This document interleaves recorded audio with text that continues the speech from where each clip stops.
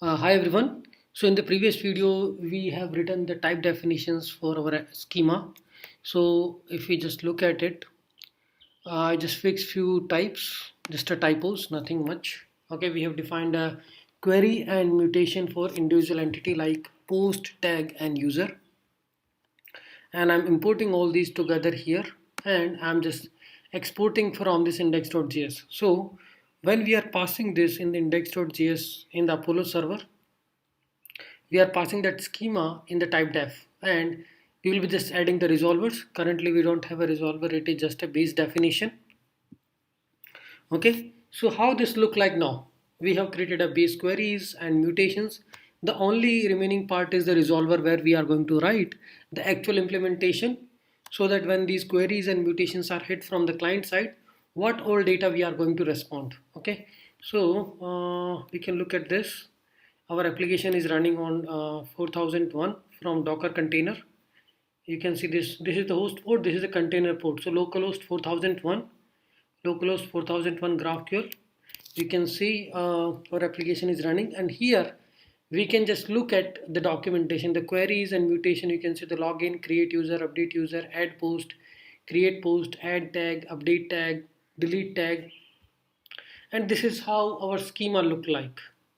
This is important part to understand everything. So here you can see the mutation. We have a login, create user, update user. So all the mutations are now combined. All the queries are now combined. So these are the queries: all user, fetch user, all post, fetch post, all tag, fetch tag. Okay.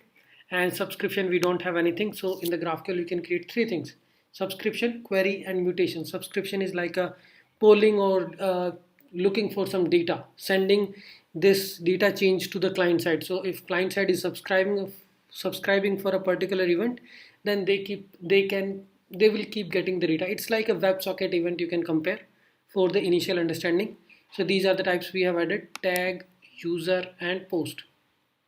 These are our main queries, and these are our main mutations we have exposed. Okay, now we just need to write the resolvers will be the actual methods where we are going to write the sequelize methods. So if we just see our code from here, we have, where is our models? Okay, here we have post user tag, and from index.js we are exporting all the models.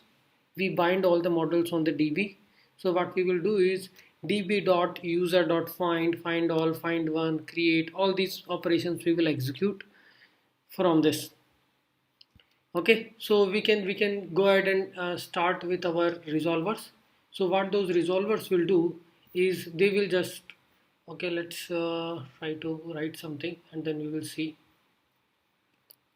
So if these are the models resolvers, so we'll create one user resolver first. Okay, in the user.js const,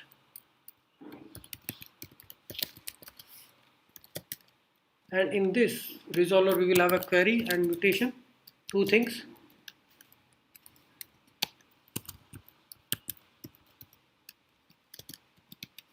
Okay, queries, all queries which we have defined.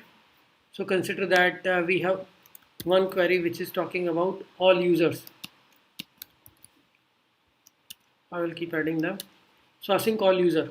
So what I need to do is I just need to import the db definition here. Import db here. We will be able to use access the model db.user.findAll. Right. Similarly, there is another method which is a fetch user. So we need to understand what all argument this all user can accept. There are many arguments. We just need to see what query parameters we are having. So you can pass the context, we can pass the arguments, all these options we have here. And in the mutation, simple mutations will be a login. Okay, so we'll be writing the async login.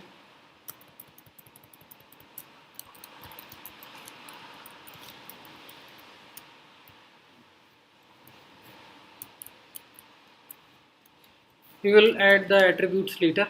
Okay, so this is how similarly you will be adding the same thing for our tag.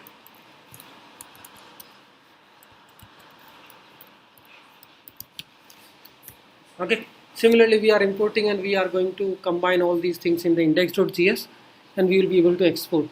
Okay, so the implementation of all these methods we will see in the next video.